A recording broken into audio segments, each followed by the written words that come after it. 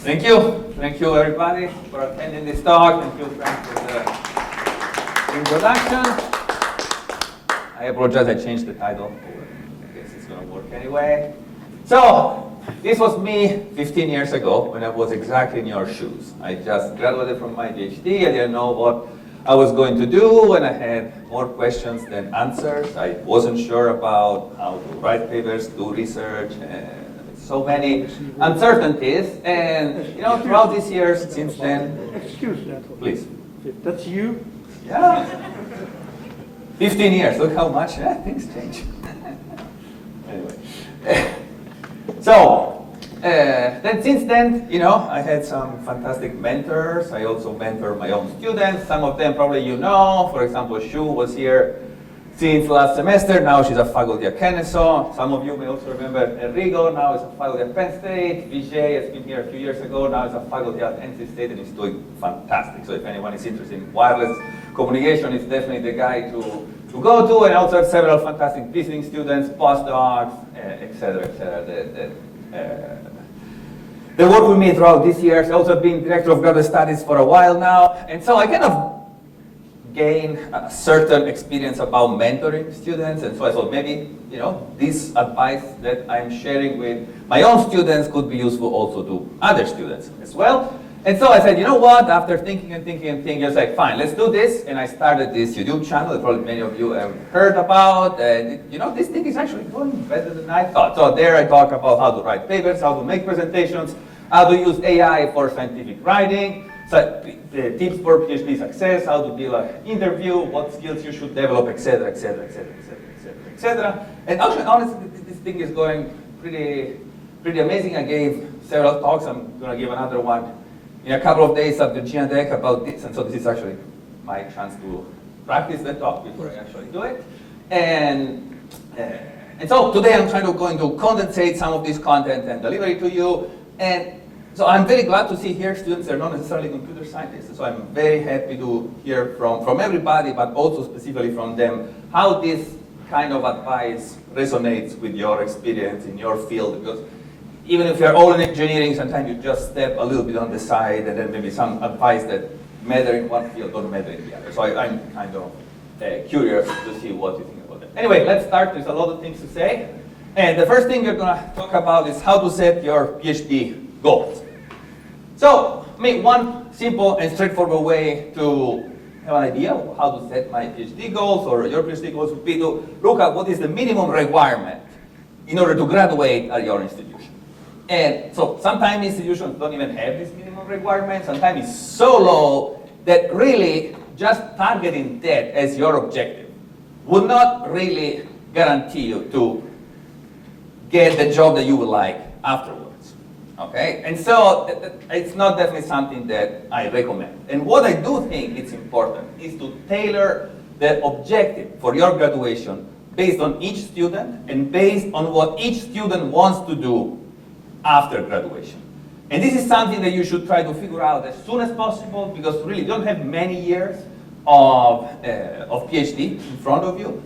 And here in the US, usually it's 4 or 5. For example, we have one Italian student here, so for us it's just 3 years. So in 3 years, you're done. And they're like, what happened? And then you need to decide where to go and what to do. So if you haven't worked towards that goal, you may be a little bit too late to try to do something afterwards. So, and of course, it's important to decide what you want to do. It's important to discuss that with your advice in order to make a plan to achieve those goals, and also make sure that both of you are on the same boat. So a question that is often related to this is the following one. So should I publish in a top conference or journal with a very low acceptance rate? So it's a high chance that your paper gets rejected. Or should I publish maybe in a lower level conference, kind of medium tier or lower, in which the acceptance rate is very high and there's a higher chance that my paper is going to be accepted. And so of course there are some straightforward considerations. So for example, if your paper is not good, no need to submit it to a high quality conference. But there are other ones that are more tailored to that specific student. So for example, how much time do you have for graduation? It doesn't matter, it does, but sometimes the fact that your paper is of very high quality is no guarantee that it's going to be accepted. So these conferences, as we're going to talk about later in this talk, have extremely low acceptance rate. And even good papers sometimes just don't make it. So if you have a long time in front of you, maybe you can improve it, resubmit it, and then you're going to be fine. But if you're planning to graduate next semester, then maybe this is something to take into account to decide where you want to submit your paper as well. Also, what you're going to do if it gets rejected. Are you going to resubmit it? Are you going for a journal? Are you going to extend it? So it would be good to have a plan for that as well. And also, a little bit about your mental health. So us as faculty work kind of a different time scale, if you want. So for me, if a paper gets accepted, let's say this semester, next year, after being rejected 3 times, hey, who cares? Like, it's going to be exactly the same. My CV is going to be fine. When you have, at a certain stage, it doesn't really matter, okay? Well, for you it does, because you have strict deadlines, you have qualifying examination, you have that requirement, you have the PhD defense, and then maybe you want to apply for a job, and so you want to show that you have done these things. And so dealing with a lot of rejections for you, it's kind of different. It's a lot more pressure, okay? And so I had papers that got rejected maybe 2 or 3 times, and so at that time, maybe, it's fair to say, okay, maybe we should stop targeting the top places and try to lower the expectations a little bit, because it's actually good. And this is probably a suggestion also for advisors and not necessarily just for PhD students, to try to make sure that students get tangible achievements that help build their trust, their confidence, and so that maybe they don't publish the top paper at the beginning, but at the same time, they kind of have this feeling that they're making good progress, they're getting some scientific publications done, and then they will build on top of that and work better, and so help their mental health as well. And of course, part of answering this question of where to publish your paper also has to do of what you want to do after you graduate. And so here I'm going to give you just a few high-level examples of how different situations can be when you actually are in a PhD. So, for example, we have some students in this program who are, for example, retired. Say, you know what? I'm bored of being home and watch TV. I want to get a PhD in computer science. Well, why not? There's nothing wrong with that, right? But clearly it's very different from someone that, maybe is like 25 years old or something and, needs to go in the job market, find a job, build a family, buy a house, etc. It's a completely stage of life. Or maybe students that are already working and they just need the title. They don't really need a long list of amazing publications. They just need the PhD title to maybe get the next step in their job, get a promotion or something like that. So in this case, for example, it may not be needed to publish in the top places. Who cares, right? You still get published. And so there are today's conferences that offer a huge plethora of opportunities of publishing. You can have full papers, of course. You can have short papers. You can have work in progress. You can have demo papers. You can have PhD forum papers, and all sorts of variations that are still published work and can contribute towards their graduation as well. Do they contribute the same as the main paper on a very, very prestigious conference? No, but it's still something good that you can show. And again, it could very well meet the minimum requirement for your institution, and so you could graduate as well. For example, this is one situation. Otherwise, you may have people that want to go to industry. And so in this case, it may be very useful to work on practical problems. Also work with advisors that work on practical problems and have connections with institutions. It's good to do internships. So the experience that you want to build is different compared to the experience, for example, of the retired person or someone that may want to do a teaching faculty, a postdoc, or a faculty position afterwards. And also in this case, for example, publishing top venues, it may have a benefit, but not necessarily the same than if you want to go in academia afterwards. Different, again, if you want to be a teaching faculty. So obviously here, what matters the most is the teaching, not the most. What also matters is the teaching experience. So you need to have some publications, but maybe not necessarily stellar publications, because research is going to be a very small part of the job that you're going to do after you graduate, while teaching, it is something that you're going to do after you graduate. So if you have teaching experience, for example, as a teaching assistant, maybe as a teaching assistant that was the main instructor of a class, and you can show great evaluation for that class. That matters a lot versus having, let's say, a SICOM paper or, I don't know, versus a more medium tier conference paper, okay? And of course, things change if you want to stay in academia and you want to invest towards finding a job in academia. Then at that time is when exactly publishing top venues, extremely selective, is important.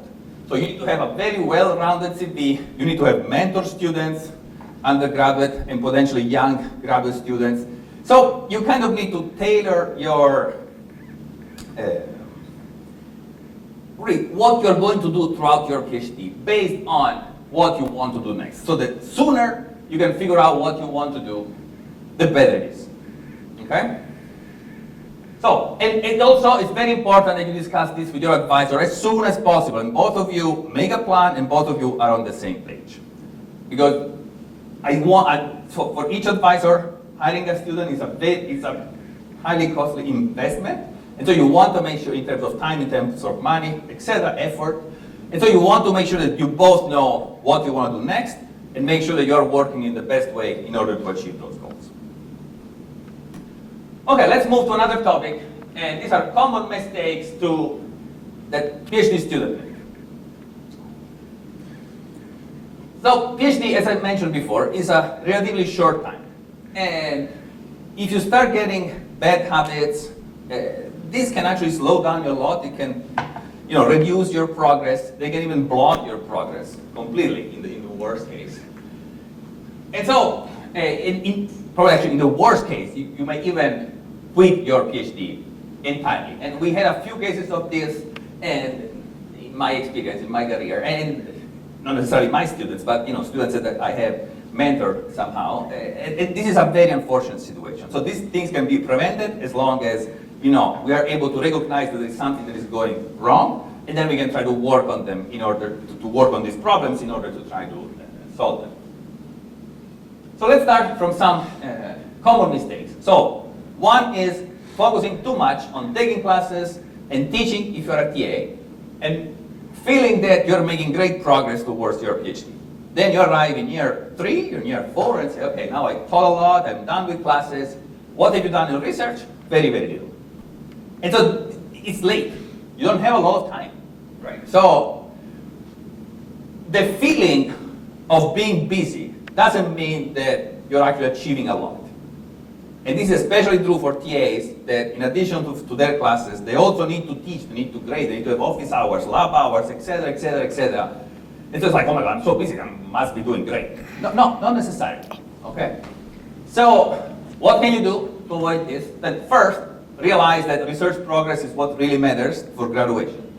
Second, start research immediately. So even if you are a TA, start research the first semester. Contact an advisor, find the research problem, start reading papers. Maybe the progress are going to be slow at the beginning because you are taking classes, because you're going to be so busy, but you are making progress. And so maybe by the time you are done with classes, you have a paper that is almost ready, maybe ready to be submitted, and so you're already going to have a publication before the time becomes a little more manageable. You're going to be a little less busy than you used to be. And of course, and this is something that's going to come up over and over and over in this presentation, seek feedback from advisors, from mentors, from peers, to see if you're doing well, if you are kind of meeting what the expectations should be, and what they are doing, what they see as success, how am I doing? So feedback and the ability to get feedback is extremely important from people that you trust, that can give you their opinion about how you are doing, and then maybe sometimes you change, what you're doing. For me, for example, when I was a student, as many of you know, I like to ride horses. And my advisor one day said, "You're riding too many horses. You should do more research." And she was right, because I didn't have so many years when I was a PhD to make progress. And maybe that wasn't the best time of my life to spend more time riding horses. It's different when you're a professor now, right? This was just a joke, but it's true. I mean, it's very important that you seek feedback and make sure that you're working in the right direction. Another problem that I've seen is being isolated. And what I mean by being isolated, so this can generally come either from the student or from the advisor. From the student is when the student doesn't want to seek for that feedback that I was just mentioned. The student wants to just be in the lab, doesn't want to talk to anybody, just want to work on their own code.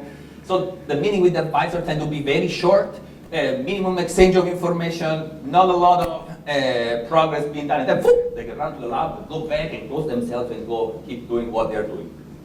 This is not good, okay? There needs to be a constant feedback, constant regular meetings. Make sure you're making progress. Even if the feedback is negative, it's good. It's better to have negative feedback now than when you're gonna get your paper rejected maybe 6 months or a year down the road because you didn't get the feedback that you would have had a long time ago and you could have fixed it when you had time to do that. Of course, this can also happen because of the advisor. And this is a very delicate topic, but unfortunately it happens. And I'm not gonna dig too much into it today, but it can happen that some advisor tends to be very controlling. They want to know what you're doing. They want to know who you talk to. You want to know what you say. They want to know what other people tell to you. Or maybe they don't want other people to talk to you at all. And so I hope this is not the case for anybody here, but this is wrong. Okay? And things get delicate, and these are better discussions for a one-on-one talk. But in general, you may have a wrong advisor. And if that is the case, as for everything, it's better to realize it early than to realize it later. It's a difficult thing to deal with, and the suggestion is always to talk to someone that is a little bit higher in the chain of command. So in this case, for example, for our department, it would be me or it would be Dr. Fay. But it's always a situation that requires some delicate conversation in order to be addressed. But it can be the case. And if that's the case, it's better to realize it rather than suffering for many years and then maybe quitting. And hopefully nobody wants to get it, right? So of course, what you should do, meet with your advisor regularly and hopefully build a good relationship with your advisor so that you can trust your advisor.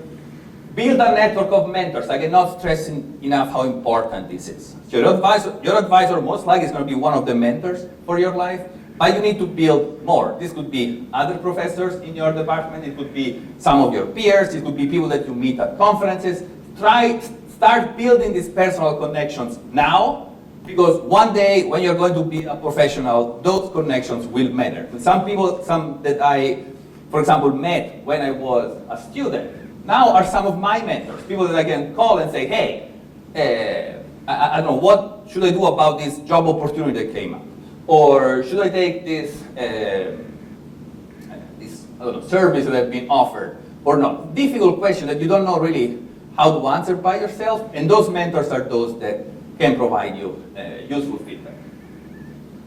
And also connect with your colleagues, participate in student associations. So for example, here we have the, I don't remember how ADC is called now, I guess, right? Yeah. So it's ADC association, so make sure to be involved with them, talk to your peers, try to get feedback from them as well, because they can give you also a different perspective that maybe faculty and advisor may not be able to share. So that's what you should look like. Should be yourself, surrounded by peers, advisor, member, and a professional network that you have around you. And not something like that. If you feel something like that, something is wrong. Okay? Another common problem is to lose the big picture. And this can happen for millions of reasons. For example, I had students sometimes that spend a week trying to improve their code or organize their code. So what have you done this week? My code looks better. Who cares? Okay, so I want the result. I don't give a crap. The code is just nicely and organized, and now all the links and references work. Is it smoother? It's faster? I mean, okay, you save 5 seconds of your life. That's good. And this is just, of course, one example. Another one could be that try to edit a paper over and over and over and over and over. At some point, you get like a fixed point in which you're not really improving anymore, but you try to do it just because you think, oh, maybe I can do better. Maybe I can do better. So at some point, you need to realize this is what I can do. Maybe now it's a good time to get feedback from someone, etc. I mean, there could be many, many different reasons. And there is this famous quote from Einstein that basically, if you knew what we were doing, it wouldn't be called research. So it's kind of a fundamental component of research that you don't know what you're doing. You don't know, the advisor doesn't know, nobody really knows. Okay, but at some point you have enough to make a paper and then you don't know again and then you keep going. It's kind of a natural process. That's really how it goes. And sometimes you start on one point and you end up completely on a different point. Because at the beginning you didn't know what would be the discoveries that you would do along the path of how things will look, etc. So what can you do to try to prevent this mistake? Learn to be efficient and effective. I'm going to talk a little bit about time management here. But in general, you really need to learn how to prioritize what matters versus what matters less. And this comes with experience, comes from feedback, again, from advisors, from mentors, from peers. That's why that is another reason why this is so important. And during the meetings with your advisor, use those meetings to refocus. To start the meeting with a brief presentation about what you're doing and why. And I had many meetings with students, especially with younger students, that they sit down and say, okay, so remember we were doing this graph. So this graph here, it looks like I have no idea what they're talking about. I'm barely remembering what their name is sometimes, okay? So I cannot remember what they're working on. I do not remember last week when we met, what was the last thing that they have done. And I do not remember, I do not know what they did during the week. So I know that you have just stopped working on this thing and you have been working so hard on it, but I haven't. So make sure that we are both on the same page before we start talking about what you have accomplished this week. And this is also useful for you because sometimes asking yourself, why am I doing this? It kind of, make you have a step back, look at what you're doing and try to find a reason in order to make progress in the direction that you need to go. And that reason sometimes can be confusing, and so this is the actual time in which it's useful to step back. And this happens also to explain your research to someone that has no knowledge about it. And I mean, your grandma would be a good example, but not necessarily. So if you're not able to explain things in simple words to people that are not expert, then maybe you don't really know why you're doing what you're doing. And knowing it, it's very good to then develop not only your research plan, but also to find a job one day. You meet someone that is not necessarily in your field and you want to explain, so what is your research about? And if you get too nerdy, too many details, that person's not going to understand anything. It's like, okay, thanks, interesting. While if you're able to engage them with a catching conversation that motivates why the problem you're working is so important, and then you get more technical and give more details, depending on how the conversation goes, this is way, way more effective, okay? Let's keep going. Now, poor time management is obviously one of the main problems. It applies to everybody, okay? It does not apply to students, it applies to faculty, it applies to postdocs, and people who work in industry. And I think these days it's even a bigger problem than it used to be because we are so bombarded by good reason to get distracted. Okay, so your watch vibrates, your phone dings, and there is a new email or it's a new episode of Netflix, or someone writes you on Facebook. There's so many things that happen. There is always a good reason to switch to something and then switch back. And as you know, if you've done operating systems, context switch tends to be very inefficient. And so your brain just gets slower, you get distracted, and then you make less progress. And of course, there could be other reasons as well. So for example, you would be a perfectionist, as we mentioned before. There's always trying to get things perfect before even assuming that you made any progress. Or you may lack a method in order to get things done that actually work for yourself. So some suggestions to deal with this. Of course, there are books that you can read, resources online, so do not think this one slide is going to give you all the answers that you want, but some things to think about. So probably the best suggestion that I think all PhD students can have is to work consistently. Progress is not made the day before the deadline. It's made building little by little from today until you reach the deadline. Working consistently, making little progress every day, it's really what gets you to achieve what you want, and not last-minute giant efforts. Then find a method that works for you. So we are not all the same. So for example, I work well in the morning, and my students know because sometimes they see my emails at 6 a.m. in the morning, but then around 4 p.m., my brain is done. Like, I foggy, and I can answer emails, but I cannot really do anything that is really productive, okay? And so everyone is different. Some people are completely opposite. In the morning, they just better don't do anything, and then later in the afternoon, they wake up and they can work late at night. So try to do the tasks that are more demanding in the time that you're more productive. So don't waste those hours to do the things that are more irrelevant. For example, answering emails. Okay, so focus for those hours on things that really matter. For example, you're writing a paper, focus on writing a paper. You're trying to solve some difficult problem in your code, focus on that. And then leave the remaining tasks for those hours in which, anyway, you're fried, and so let's just do those, everyday tasks that you need to do anyway. So know your weakness. Also, if you're a perfectionist, sometimes it's useful to know the 80-20 rule, which basically in this context means that in order to achieve 80% of the quality, it generally takes 20% of the time, but in order to achieve that 20% extra quality, to achieve 100, you need to spend 80% of the time. So it's a trade-off. And sometimes achieve perfection is not needed. And of course, which level I should achieve, and this comes with experience. Okay, you should talk to your advisor, you should talk to mentors and try to understand eventually, okay, this is enough, I can stop here. But be aware of this trade-off, because sometimes it's just a waste of time to keep trying to improve something that is already good. Okay?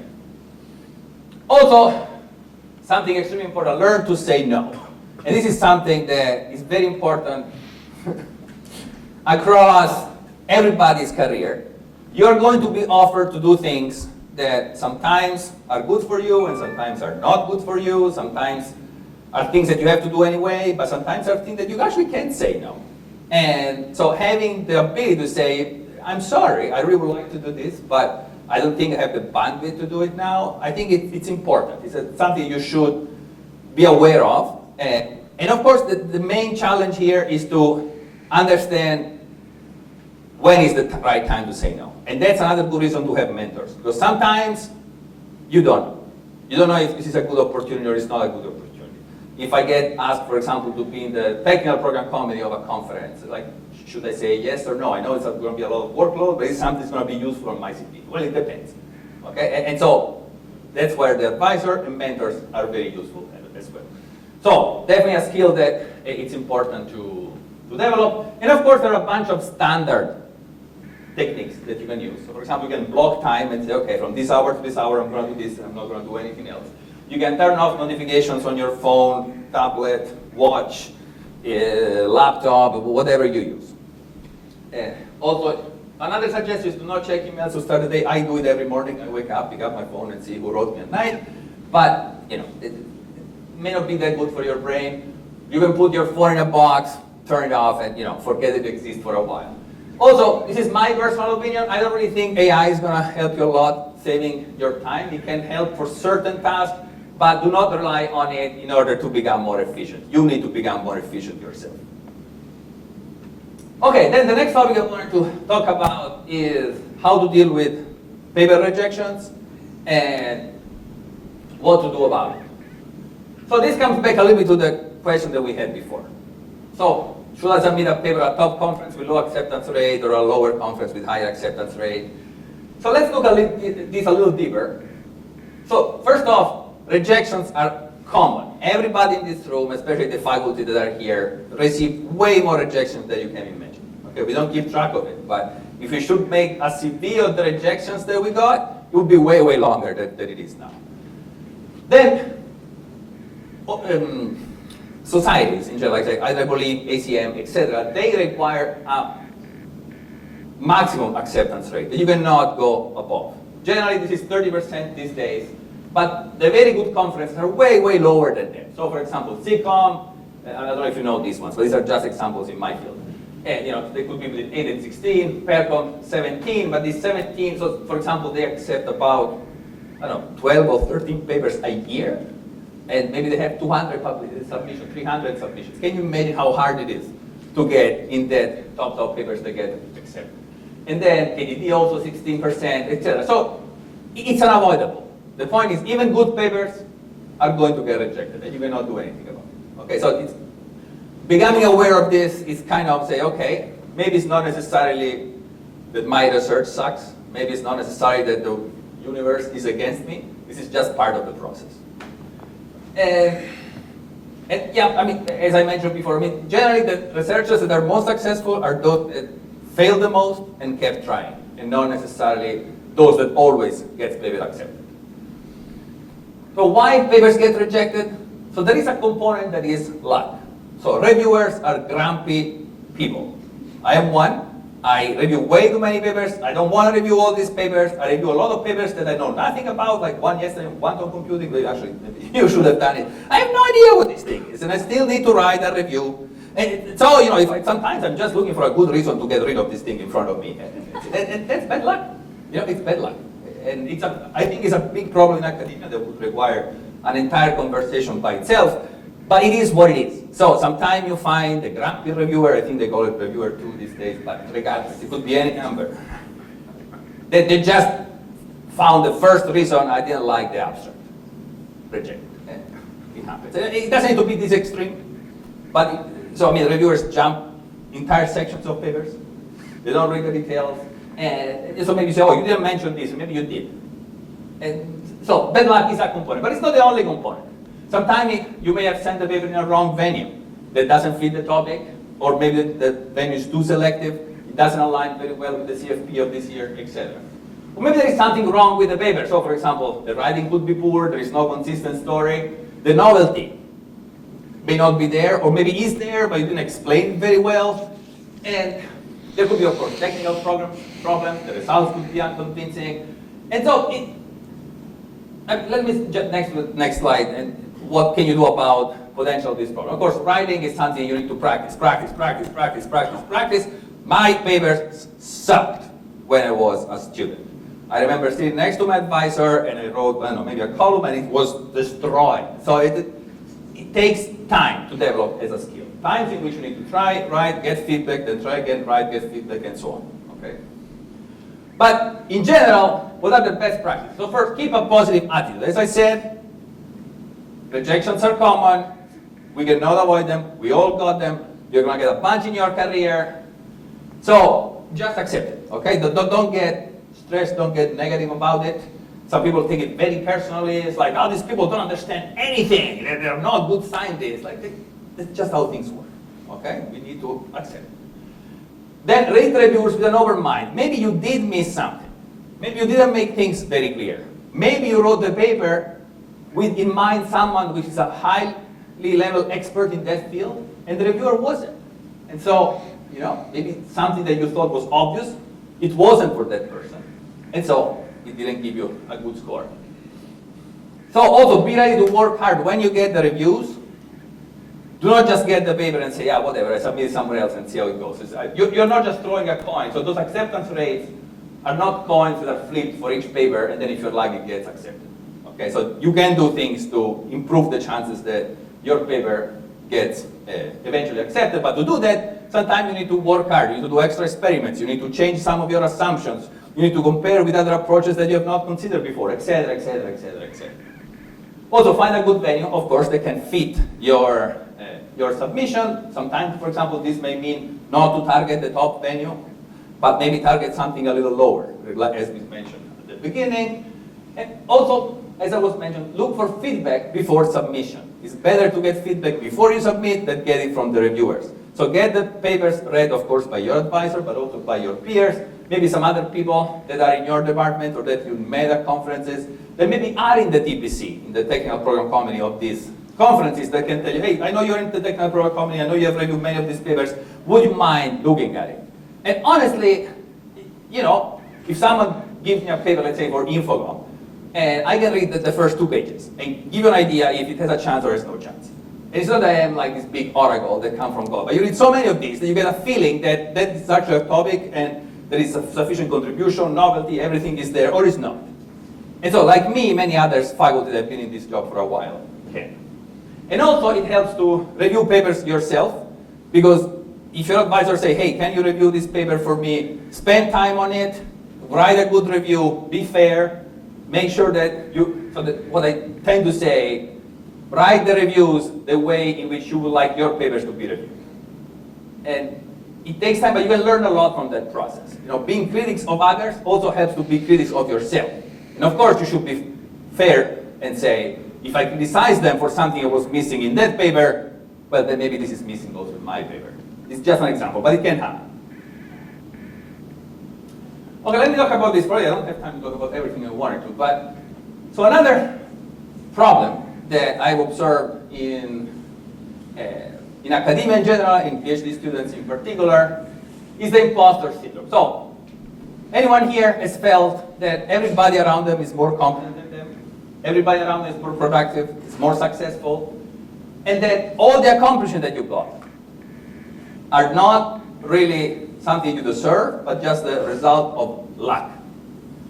And your research is worthless while you're surrounded by people that have these amazing ideas that are changing the world, and whatever you're doing, it counts nothing.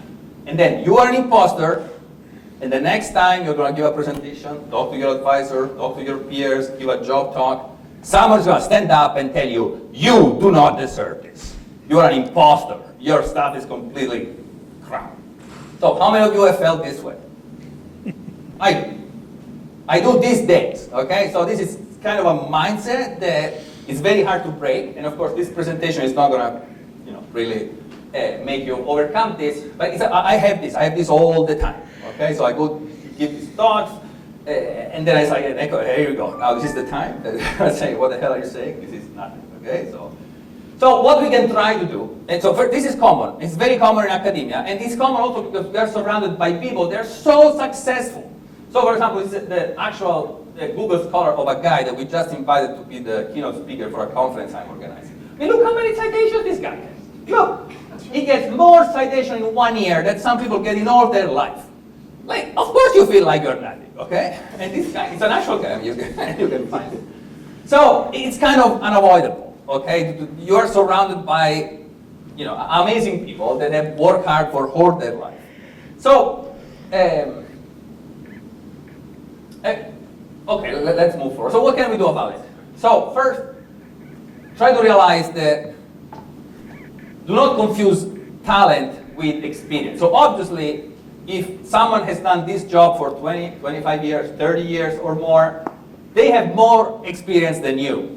They seem to come out with these outstanding ideas just because they have gained so many experience before, and you maybe just started, that you cannot compare. It's not that they are particularly geniuses. It's that they just have more experience than you do. And you can build that experience. You can just work hard and achieve there. And as I said before, consistency pays off more than talent. So talented people that don't work consistently achieve less, in my opinion, than people that are less talented but work more consistently. So work more, work hard, and you can achieve what you want. Also, another thing that I think it's important to realize is that success can have different meaning for different people. So having the highest number of citations may not be what you really want to do in life. Okay, maybe you also want to have a well-balanced life with, I don't know, a family or fishing if you like to fish or whatever you like to do, helping students, whatever it is that makes you happy, that is also important.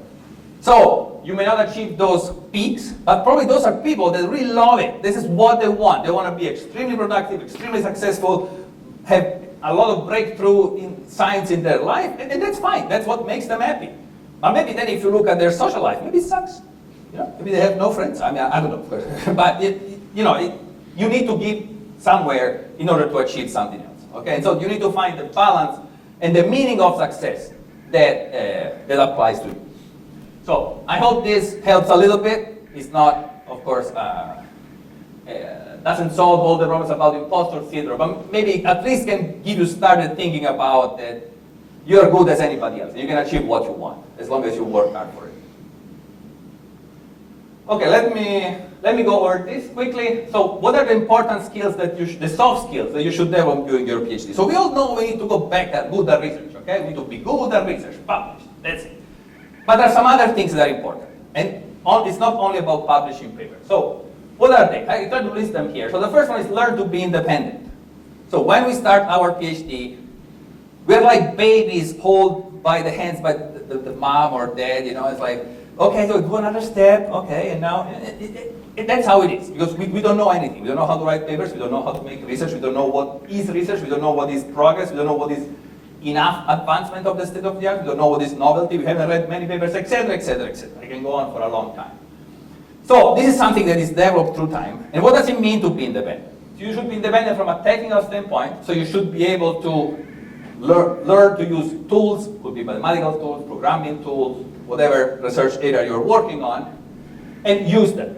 You should be independent methodologically, so you should be able to go through all the phase of research, from reading the state of the art and defining a problem, writing a solution, and then maybe implementing it, implementing the results, look at it, all by yourself. At the beginning you have no idea, but then over time, little by little, you get more and more independent also from that aspect. And then finally, from a motivational point of view. So your advisor is going to, kick your butt a few times when you slow down, but eventually you don't need your butt kicked anymore. You used to just keep running by yourself and go forward, because even if you get rejected or if you have achievements or whatever, you know that this is the flow. This is what you need to keep doing. Okay? You don't need people pushing. I mean, to some extent, it's always good to have someone that gives you feedback about how you're doing, but you kind of need to learn to go by yourself without someone that constantly tells you to keep going. It's important also as a soft skill to learn to work in a team, which is kind of contradictory to what I said to be independent, but it's also very important. So when you're going to work and have your job, you're not going to be alone. So us as faculty, we don't work alone. Most of the time we work in teams of other PIs, other students, postdocs, and you need to be able to function well as a team, to be able to listen to other people's opinion, provide your feedback, tell your opinion, do not get feedback negatively, but actually contribute to the progress. So this is something that I think is important to develop, not just for your PhD, but for what comes after that. And I mean, as I mentioned also, be able to provide criticism while being kind, while being respectful, and at the same time be able to get criticism without becoming negative and say, oh, you don't understand what I'm doing. And this is especially true, when you're working in interdisciplinary research areas in which sometimes people give you some feedback that can really, hurt the research that you've done, but, keep a positive attitude and then keep making progress and change. Be ready to change what you have done. Be reliable, I think, is a very important skill. And, when someone expects something from you and you're able to deliver it, which is good quality, in time, you kind of start building a reputation. And this reputation moves with you. So now you're a PhD student, then maybe you're going to work in industry, or maybe as a postdoc, and then as a faculty. This moves through your network. People know they can count on you. People know you're going to show up. People know that you're going to get the job done. And this is kind of an ephemeral thing. It's not something you can write or measure, but it's something that is important to start working on now. Then, I mentioned this before, learn to be efficient. We mentioned time management. We mentioned already learn to say no. And we already mentioned push through. So I'm not going to expand on this. And let me finish. No, wait. One more. Learn to deal with stress. So PhD sucks. Okay? We are all stressed. I was stressed. You were stressed. You're going to get rejected. You're going to have difficult time with your advisors. Of course, it could be also with family, external factors. So learning how to deal with this and at the same time be able to be productive, be a positive member of your family or society, of your friends, it's important. And again, this is something that, takes time to develop, but, it's important for me as much as it's important to have other skills like, being able to produce good results in terms of research, because it guarantees that somehow you're able to work in a steady state. You're not going to have like a sudden drop because stress has taken over. And of course, seek help in case stress is taking over. This is also important. Okay, let me finish with a to-do list for have a successful PhD, in my opinion. Of course, it's not a complete list necessarily, but I think these are some important stuff. So the first one is learn how to present your research. It's extremely important to be able to sell yourself and what you have done. You're going to make good impressions. These impressions are going to create opportunities, and these opportunities are going to define the success that you're going to have, not just in your PhD, but in your career. Learn how to write, even without ChatGPT or with ChatGPT. Today exists, I know, but you kind of need to be able to explain yourself verbally and in a written form clearly. Okay, I think these are extremely important skills that probably beyond just PhD, but especially for PhD students. Again, find a method of time management that works for you. Learn yourself and become more effective. Learn how to collaborate with your advisor, with other members of the team. You work in a team with undergraduate students if they're part of your research team, etc. Learn how to deal with rejection, how to be positive about it and not take it personally, and be able to improve your work in order to eventually get published. And I think this is the most important. Build a network of mentors. Do not be isolated. Your advisor is not the universe. There is a lot more around it. And one day, the advisor is going to be one of your mentors, but you're going to build way more of them. And this is going to be very useful for your career. And I think I can wrap it up here, and thank you for attending.